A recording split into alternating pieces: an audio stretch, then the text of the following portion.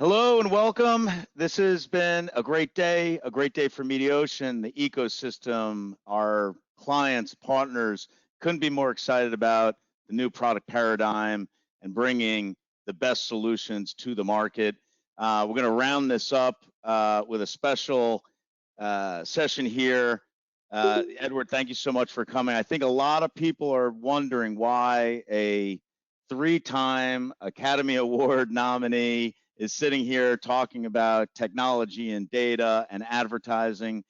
I don't think they'll be talking about that after they hear you, spin some language here. But Edward, when we met, once I get my guitar out, and finish up with some Sheryl Crow, like it's going to be like the ultimate corporate celebrity appearance. Listen, I think I talk on behalf of everyone. If you do that, I would. It'd be epic. So Edward, 5 years ago, we met through some friends and some colleagues, and you had told me that you kind of spend 10% of your time on acting, but really like 2% of your brain power, kind of watching your journey and living through it. I think that's probably down to like 5% of your time, maybe less than 1% of your brain power. But, why don't you start just by telling us how you got involved with Ken Show and EDO and it seems like you have a passion for this and would love to kind of dig into it. Sure. I mean, it's a long and twisting path. When I got out of college, I worked for an organization that my grandfather built that was doing affordable housing development through really innovative use of the low-income housing tax credit, which he was a pioneering author of. And basically, not to get really wonky, but back in the day, there was the Community Reinvestment Act demanded that banks, invest equity in social transformation projects and stuff. And they looked at it as philanthropy. And my granddad came along and really helped create an impact financial product, the low-income housing tax credit, that created a really innovative mechanism for actually getting great returns out of investment in affordable housing. And that sounds like a weird thing to reference, but that's what I was doing. I was doing that in New York and moonlighting in the theater.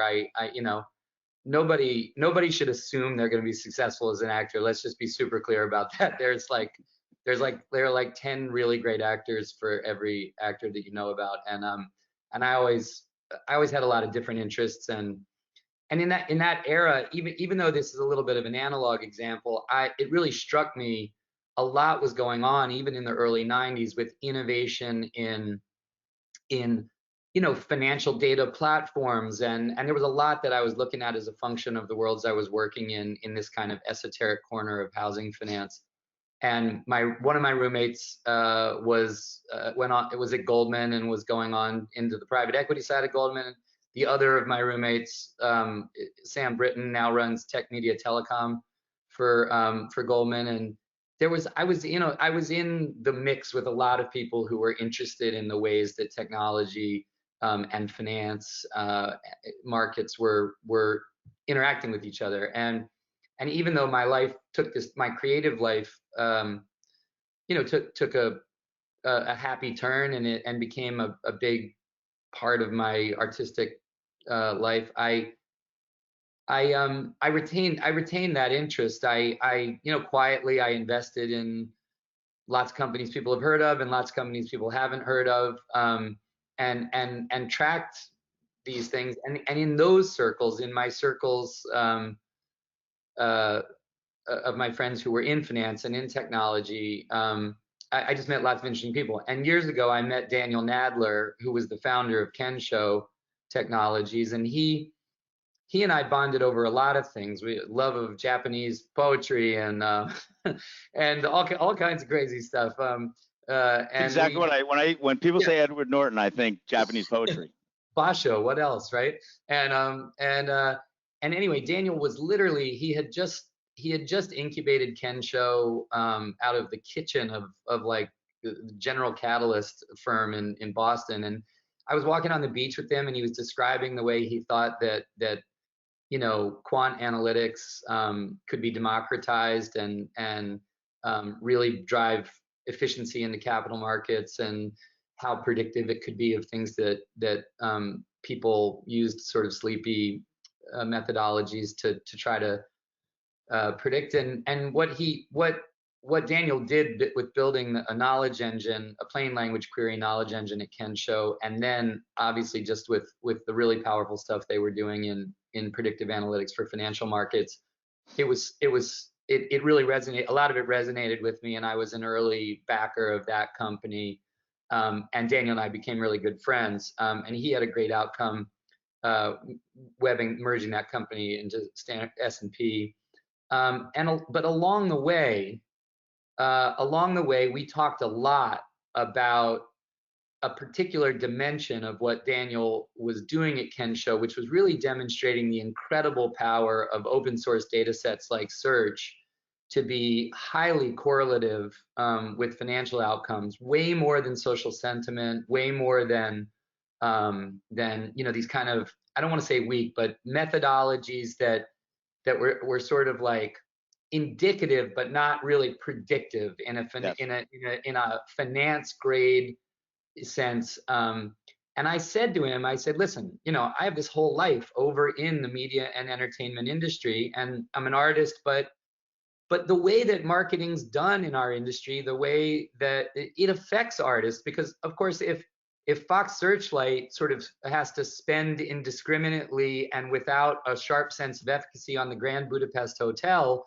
Wes Anderson actually makes less money. And that's actually true. Like people say, oh, why are you involved in this? Well, the truth is that inefficient pricing in advertising literally does affect artists, because we often work in net profit participation modalities. And so we want we want marketing to be effective because we're participants in the outcome of that, right? And so as strange as it may seem, as much dissonance me talking about these things, the truth is I actually always felt that a lot of the revolution in really high grade machine learning and AI powered data science actually had not migrated over into the media advertising space to the degree that I was seeing through Kensho in the finance space, in the intelligence community, and stuff like that. Yep. And I argued to Daniel that there was an applicability of some of the things that he was very specifically a global pioneer in doing.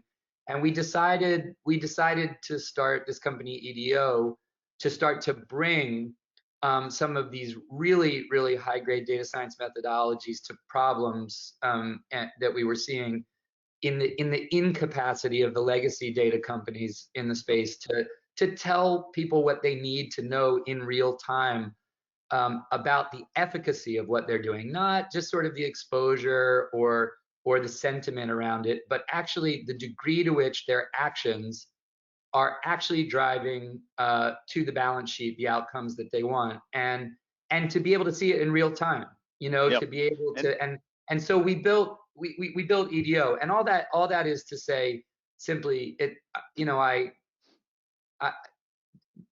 being an actor and a filmmaker is a funny thing. It's a career, but at the same time, for me, I've never wanted to approach that in a careerist sense. I think doing things back to back to back it's not just that it's exhausting. I think it actually sort of dilutes my sense of deep artistic engagement in things to treat it like a job. And the result is I have a lot of space. I have a lot of brain space. I have a lot of time. And I'm lucky in the sense that it allows me to parallel track other things that I'm interested in, and I think that and so my I started a company called CrowdRise that ultimately a crowdfunding platform for charitable organizations that we merged into GoFundMe, which I'm still on the board of, and great, an amazing company, a great organization doing great things. And particularly through the pandemic, I mean, it's just incredible. So and this, though it may seem a strangely esoteric sort of field of data science and advertising, audience measurement. The truth is, for me, there is a real integration between it on an intellectual and business enterprise side of my brain with my artistic life, because I really do see technology. Technology can disrupt the modalities by which artists are presenting. We've certainly seen that intensively in the last 10 years. Yep. The you know the whole, let's call it, the arena in which we deliver our work has been radically changed, right? Yep. Radically changed. And in many cases, things that'll happen will have an initial, that you could argue, negative impact. Let's say, so, the movie studios existed from the mid 90s when I got involved in movies into, for at least 10, 15 years. The profit center was in home video. The profit center was in the distribution of DVDs. Yep. And that was reflected in the contracts. It was reflected in everything. And lo and behold, those industries, music and movies, did not prove ultimately very adept at defending their profit center, which was the ancillary distribution of the product. And they let Netflix, a company that didn't exist, within 5 years, it had taken 165 billion of market cap. And to say that it came up without, it took that away from those businesses. They lost the most profitable part of their entire business by being asleep at the switch on Yep. streaming infrastructure and not building it. Now they're coming back around and recapturing some of it, blah blah. But the point is, for a while, for artists, it had a really big effect because gross participation in contracts ended because there was no profit anymore. Yep. And so you can, I don't think people talk about this enough. There was a while where the idea of the pennies on the dollar that the studios were now getting for streaming, this was seriously impacting artists. A lot of us make movies that are not huge budget movies. Birdman, we all made it for SAG scale. Everybody made like, what a public school teacher makes. It wasn't like, but in the old days, you could bet on making things, because if they became the best picture, the DVDs, everyone would participate and everyone would do well. Yeah. Streaming Yeah. So really, you didn't need a huge box office. no. It was the whole aftermarket. No, and streaming really has affected the back end participation for artists. And so over time, it went from gross to net, and that means that efficiency of marketing is more important than ever.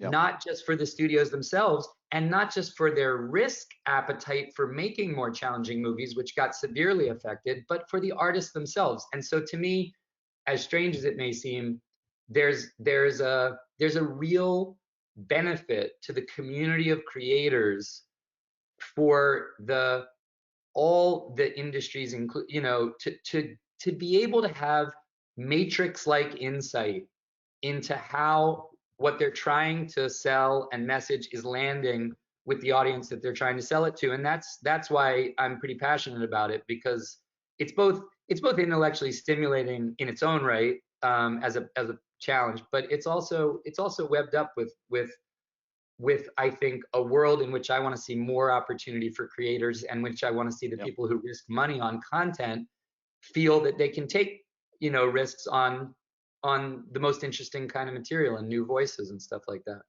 Yeah. So just to kind of peel it back for people. So, Ken Chu, was incredible. I mean, Ken Show rather. Ken Chu is actually an ed tech company. Ken Yeah, Show, right. which always screws people up. Ken Show, took, Google Trend data, Twitter data, like basically free publicly available data, and just built, surrounded that with data science and predicted things. Like I remember when I met with you and Daniel, you were like, yeah, we can kind of predict unemployment better than the government. We can also predict iPhone sales better than Wall Street analysts or Salesforce licenses.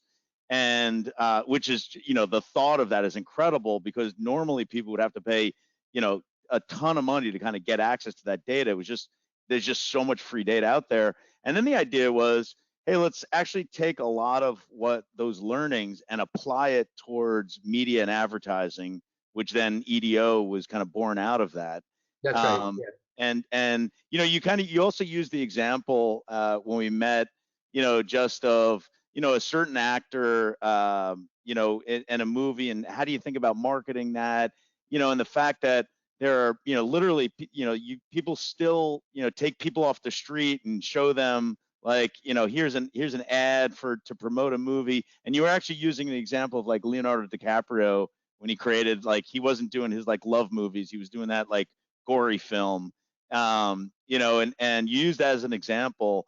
So talk about like what EDO is doing now, right? How are you transforming not only on the creative side, but measurement, optimization? How do you think about maximizing the value of marketing, both on the TV side and the digital side? Talk to us a little bit about what EDO is doing. Well, let's a lot. This is a informed audience, so it's worth, but it's still worth stating, I think, some basic stipulations. One is, for all of the Facebook and Google and digital advertising and everything we know has swept over the world, the bottom line is anybody in the game knows that, number one, uh, the largest majority of dollars spent on advertising still goes into television. Yep. And there's a reason for that, because it actually is still the most efficacious, powerful medium for driving actual financial outcomes. And by that, this was Daniel's PhD work at Harvard, and one of the reasons people fly him to Davos to talk at economic forums is that predictive analytics that actually tie to balance sheet outcomes are obviously the most valuable ones, right? Sentiment Yep. is great, certain things are great, but if you begin to gain confidence that something is as the best thing you can get to see how the dollar you spent delivered you an ROI on dollar returned, that's obviously what everybody wants more than anything else. The people believe rightly that television is still, pound for pound, has the greatest punching power on delivering those results, and there's a lot of actual data to back that up. So the idea that there was a lot of innovative work done by friends of ours like Jonah Goodhart at Moat and others, like people did some great work in diving into the question of, like, how do we measure digital advertising? Great, it's important, right? Yeah. Part of the reason that what we saw over in the television space for such a long time was essentially metrics from legacy companies over 70 years old that everybody knew had decomposing value.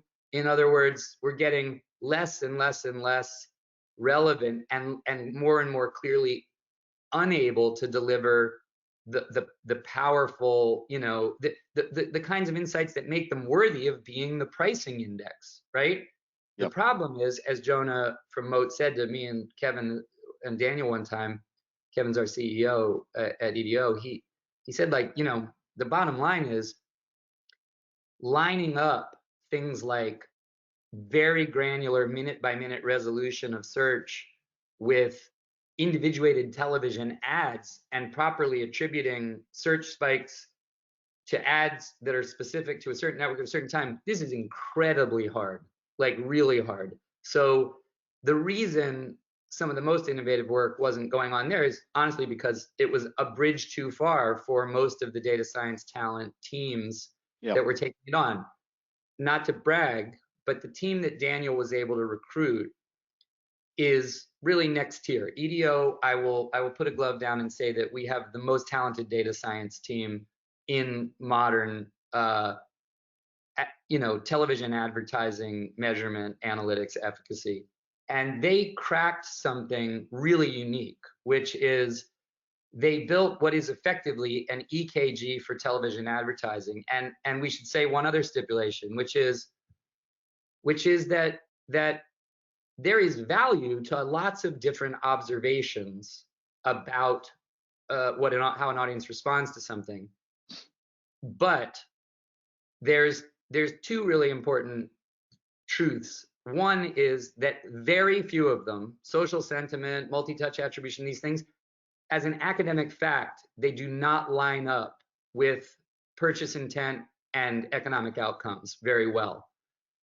Daniel has done reams of academic work, and it's one of the reasons he's flown to economic forums all over the world to, in terms of the pioneering work he's done on proving that there are certain open source data sets, search in particular, that are massively more powerful in terms of tying together the immediate action that the action taken by an audience after they've received the treatment of an ad, and that search and other certain esoteric things bundled and weighted together with it are one of the highest grade signals of purchase intent that marry up to actual economic outcomes for advertisers and their products.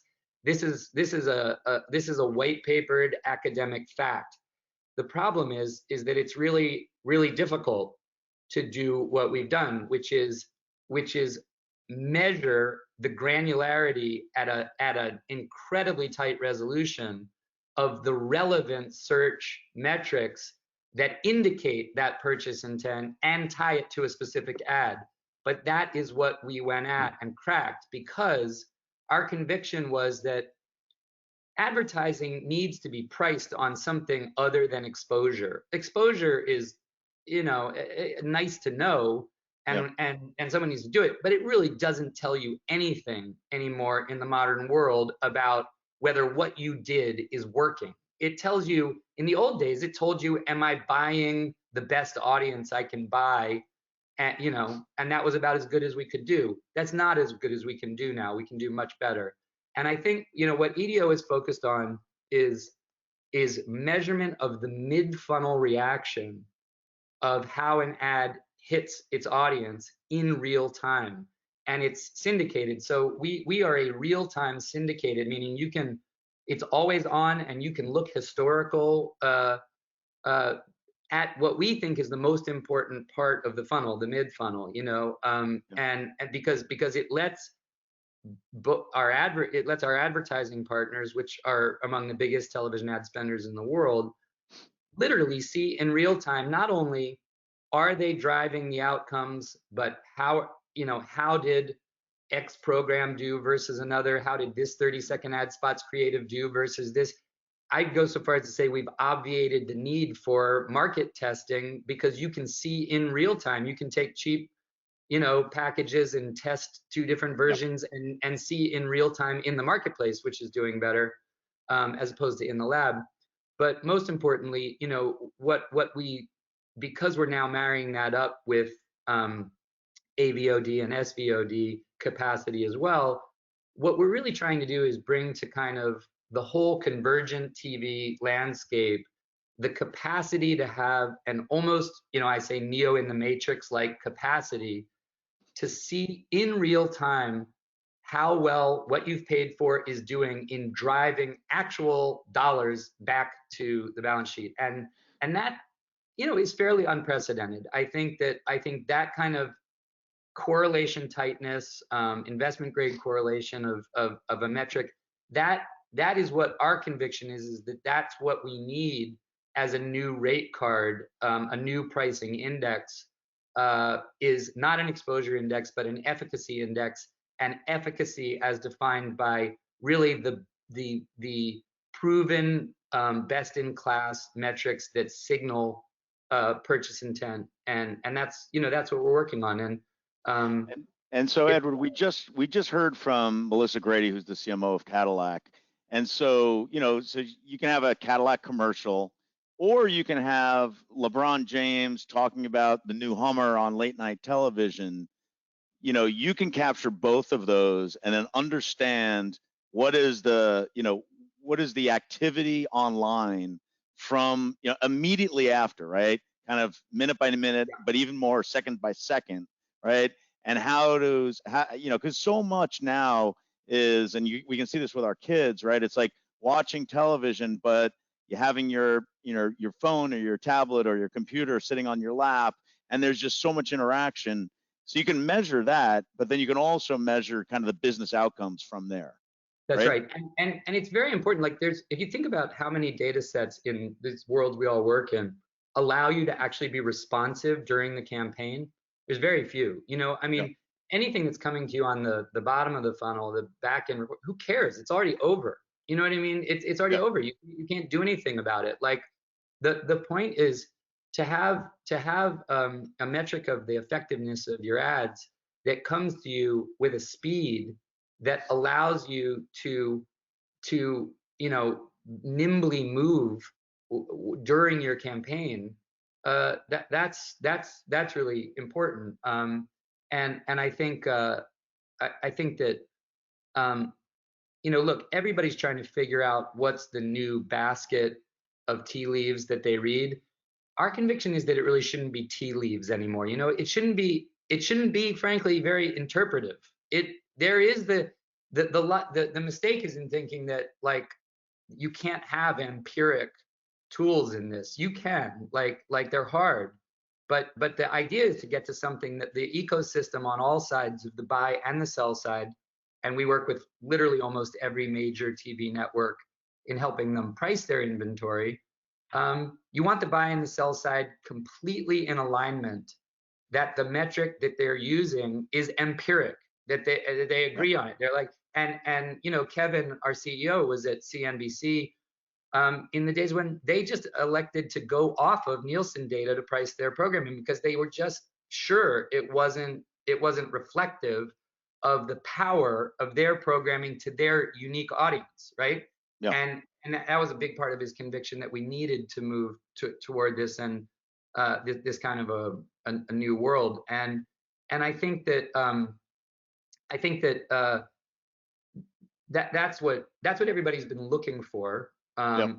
And we think that we're onto that. Look, we the best thing in the world is for the ad sellers, the inventory sellers and the ad buyers and the agencies and you and everybody to agree that what we're looking at, this is kind of incontrovertible. You really can look at the same thing and say, hard to argue that is driving that, right? And Yep. and and um and that's what we think we're Yeah. delivering. It also really affects. I mean, now we're talking about the real time, because there's two different things. There's the real time component of it, the responsive component of it, but there's also, like, we're heading into upfronts, right? So so if you're not using like search engagement rate data, this kind of data on upfront planning, you are way behind the curve, like way, way, way behind the curve, because the historical data we've got for any brand, literally, that that in all of our best clients are using this to inform their media mix optimization and their upfront planning. And that's from movie studios to Geico to most of the biggest car companies. And I think the ability to optimize the punching power of your dollars spent, and to know that that you're not essentially doing the old spray and pray is really important. That's how people are going to see really, really improved ROIs. And in many cases, some companies are lucky. They're not looking for more efficiency of their marketing dollars. They're not looking to get the same with less. They want to get more for what they're spending, right? Yep. Yep. And we are definitely helping people Yeah. do that. One of the big reasons for introducing this new paradigm is the world of for Mediation and the market overall is it used to be, things used to be planned and bought in silos, right? You were able to do planning on one side. You'd have, your media agency executing on the buys. You'd have, marketing procurement teams doing, optimization way after the fact.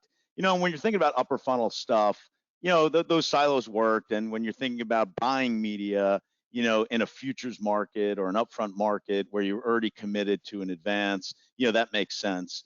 But now the world is you need to plan, buy, and optimize in an iterative process.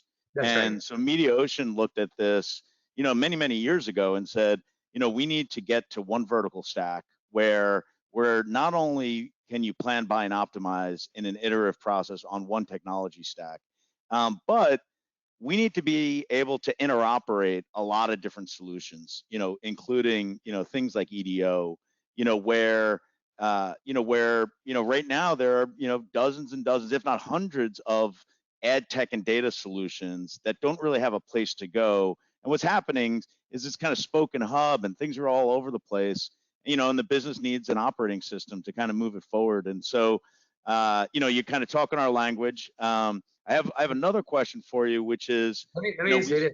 I think, I mean, the upfront is really interesting because people can talk about it's a great environment. There's going to be like 40 billion of ads sold in the upfront still, right? So it's like not a small amount. And I think to your exact point of the iterative quality, but the way that would used to be looked at is like you're just buying ratings packages, right? I mean, yep, but if you're not doing upfront planning, you're purchasing on upfronts like around outcome-based data.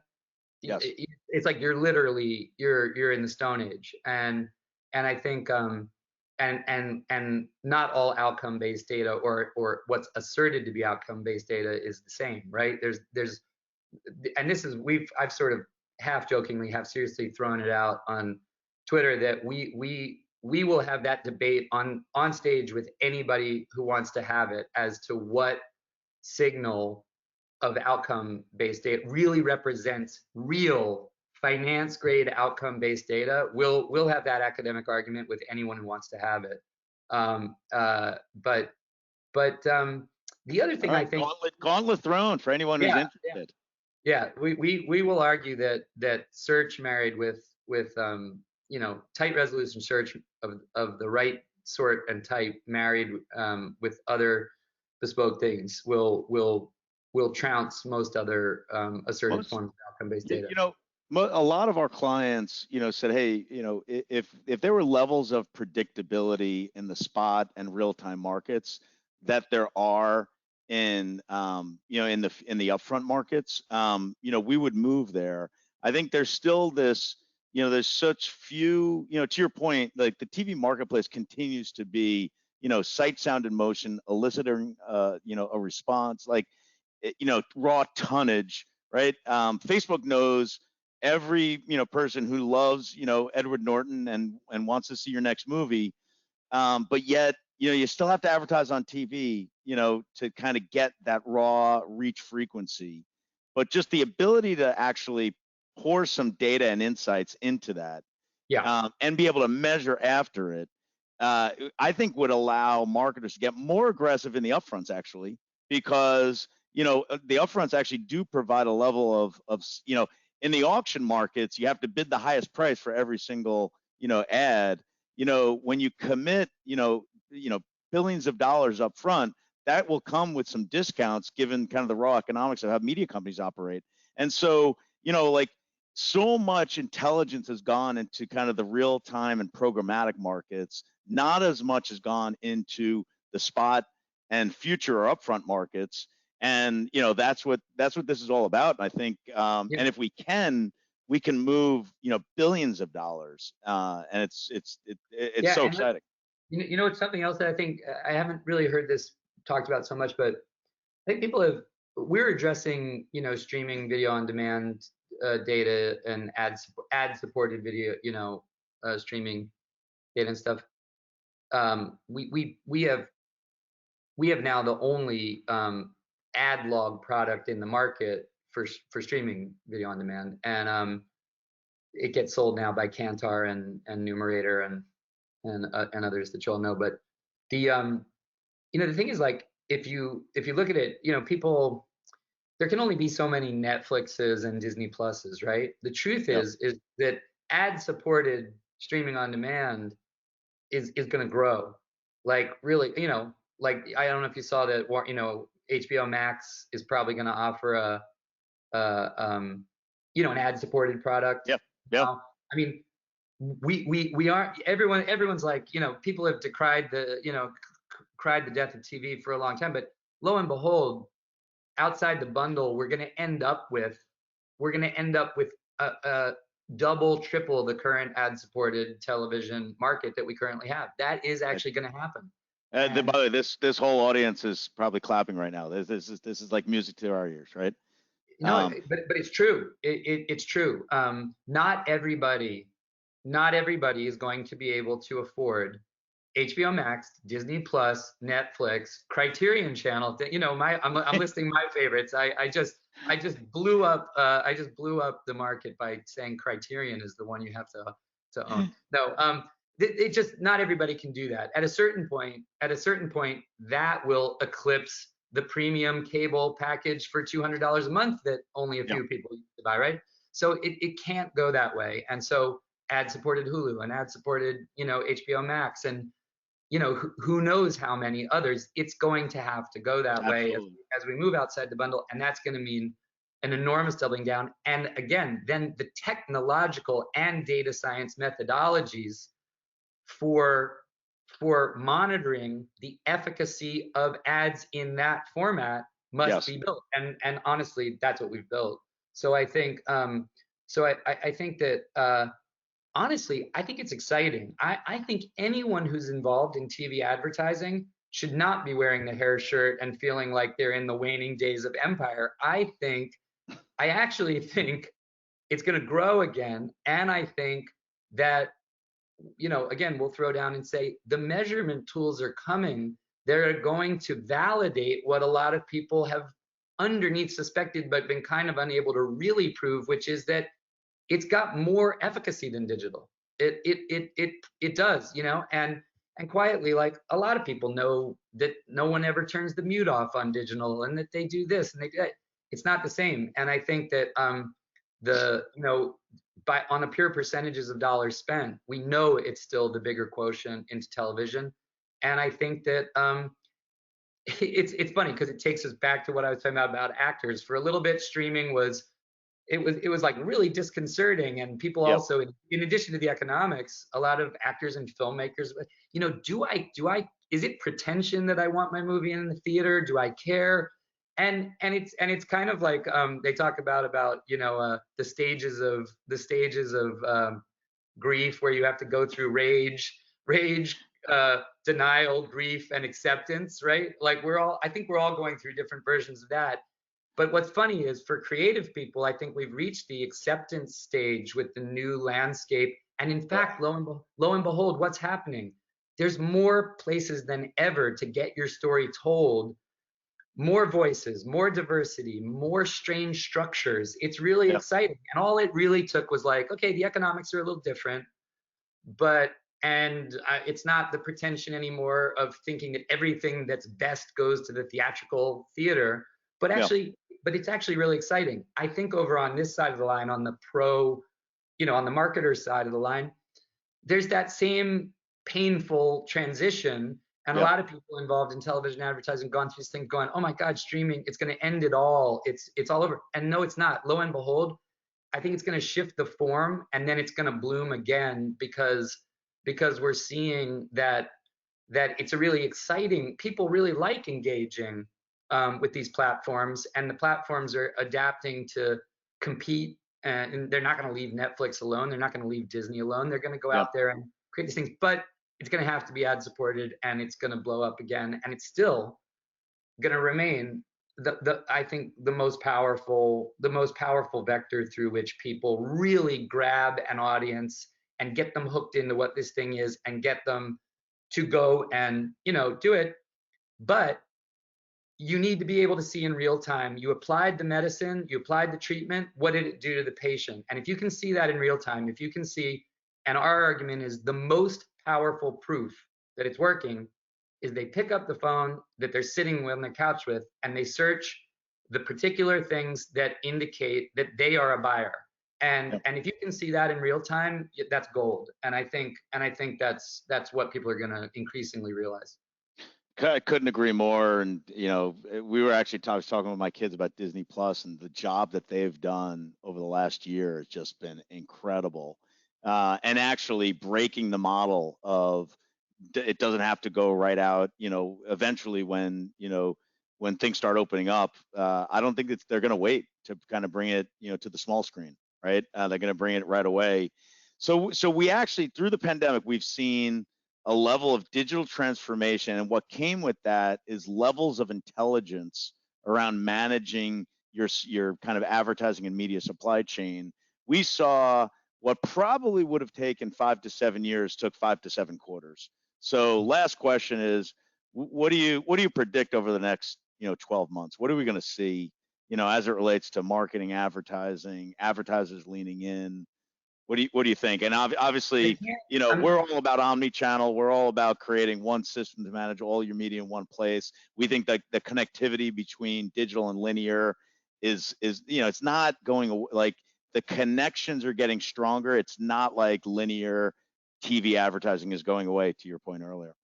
yeah, I mean, I think maybe the Media Ocean rebrand should be one ring to rule them all, like with Media Ocean as Mordor. um, You're which hired. You'll be our spokesperson. which makes you like Sauron, the Dark Lord, right? But I think that I'm for all my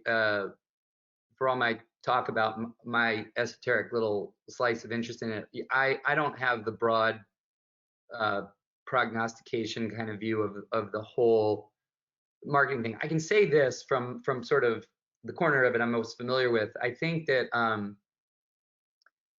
I don't think that the theatrical entertainment experience is going away. Sports aren't going away. Yeah. Concerts aren't going away, and theatrical films are not going away. We are a social animal.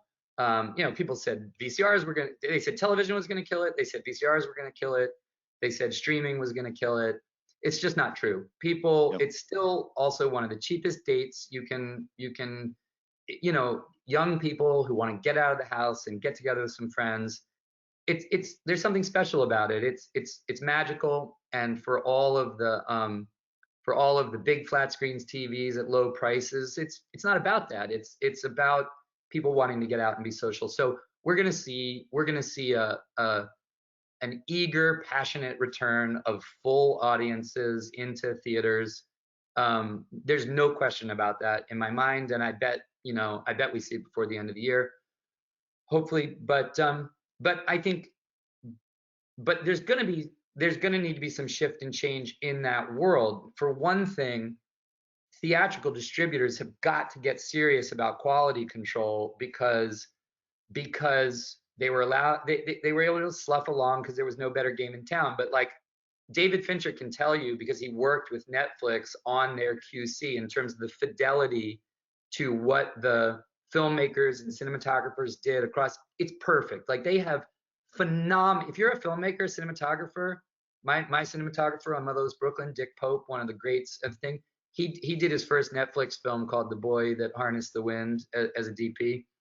He was skeptical. He said it was the best experience he's ever had with fidelity to his work through on the picture. So when people say, "Gosh, it looks really great on Netflix," that it's because it does.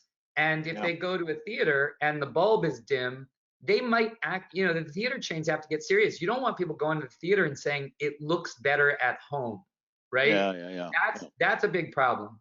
But that's that people are talking about that, and I think people who run theaters are smart. The window thing is a real challenge. That's going to be a dynamic conversation between the studios and the exhibitors and stuff like that. I have a controversial opinion on that, which is that I think at some point the prescription against studios being owners, or at least part owners of theaters, is going to have to go away, Yeah. because these days it's tough on the economics of the whole theatrical game for it to be two totally separate balance sheets that have to split the whole thing. Yeah. And the viability of exhibition as a standalone is going to be challenging. But then the viability of the theatrical distribution economics for the studios is also challenging, because you're splitting that pot, and somehow that's going to have to get worked out. But it will, because people want to go to the theater. Yeah. So I don't think that's going to change. And even though we're going to see all these major media companies try to achieve a version of what Disney achieved on the heels of what Netflix achieved, and there will be more or less success, at the end of the day, that core theatrical business is going to flourish and not just survive. And and that's great. That's great for all of us because there's magic in that, and there's always going to be a good business in it. I think that I think we're going to see. I would say that I keep saying EDO's helping provide this, but look, we are people who came out of we have a lot of people who came out of like quant funds, and Daniel came out of financial data markets, and I have my background in that stuff. We are going to see, I think, television marketing do what finance was able to do in terms of like creating packaged products. Like we're going to get better at being able Yeah. to see this in a more sophisticated way where NBC ad sales and a buyer on the other side, to your point, at the upfronts, people are going to be able to say, hey, look, we're not just going to bid you against this one thing and make it, we're going to help build optimized financial pods that are bespoke to you, that Yeah. have within them the data science proven, and we're going to be able to, if you're a seller, we're going to be able to put a premium on a pod that's optimized for your exact needs, and you're going to agree with the data science that powers the pricing of that. You're going to see financial market asset packaging kind of sophistication, I think, come over into the ad inventory packaging, and it's going Yeah. to be great for everybody. I think it's going to make 100%. everybody's going to feel better about the whole thing. We're kind of going through this rough period of a lot of sense that the old is not good enough, but wondering which is the new that really brings us what we need. But it's getting there, and it's gonna create a new confidence in the old days, the way that Nielsen, everybody bought it because that was the you had That was, 3 networks, and yeah. a 12,000 family cohort was a big enough of a data set to reliably say, yeah, we can all agree on this, right? Yeah. Yeah. We have to get back to that we can all agree on this um, moment in a more sophisticated way. But it's happening. It's happening. Yeah. So someone actually, Mediaocean's been processing on behalf of our clients about $70 billion of television annually for literally 3 decades. And I got questioned on, the trend of, well, that's going to go down. I said, I actually think it's going to go up to 80 billion. Because, the level of inventory that's coming out, on the streaming, I actually think it's going to go more towards TV and less towards digital, because of the power of television and becoming more sophisticated. Listen, we can go on, I think, for hours, and I think Yeah, many we times can. we actually have over wine and stuff like that. But I really want to thank you. Your insights and understanding it from a different vantage point, because we're kind of in our systems day to day, looking at kind of the advertising ecosystem and that supply chain that everyone thinks is so simple, but is actually much more complicated. And I think the supply chain is going to get more complicated, which means you need more systems integrators and operators, and that's kind of the point of what Mediaocean is trying to do. I can't thank you enough. Well, no, I mean, and congratulations. I mean, I think that you guys obviously have this really unique, footprint in the whole landscape of it all. It's I call it like base plate. It's like everybody, you guys have to be there, and I think there's more and more and more kind of leveraged value to integrating what you guys do with what we do, and I think it's a challenging but cool moment, and I think Yeah. and I think like I think in like less than 10 years, maybe even, people are going to kind of look at like the last 10 years and go, whew, we got through that. Yeah. Yeah. Yeah. Yeah. You know what I mean? If you made it through, it's gonna be like the first .com crash. It's gonna be like, ooh, I remember that. That was rough. Now it's a little more rational. You know what I mean? A hundred Um, percent. Much more but rational. but yeah, if I think if within, my final pitch would be, if you feel like the idea, if you want to have optimism, I think, ring up Kevin Krim at EDO, because I think it's like getting the cool drink of water that you want, in terms of like the confidence that you're getting what you're paying for, and you can actually like see it happening in real time, and it's a window into the future for sure. Yeah, we keep saying, marketers need to market the way consumers consume. And, a lot of times the infrastructure, the plumbing, the technology lags behind, kind of the consumer and the experience of the consumer. So you saw in the last Olympics a very different experience if you went onto their app versus went onto the television set. And we think it's up to us to kind of provide that system of record for omni-channel advertising. I was gonna do the cheesy thing, about like the first rule of omni-channel advertising is you don't talk about omni-channel advertising. But Yeah, we but talk. actually, I think in your world, it has to be like, the first rule of omnichannel advertising is you try to get everybody else to talk about omnichannel advertising. It's got to be like the inverse, right? The opposite, yeah.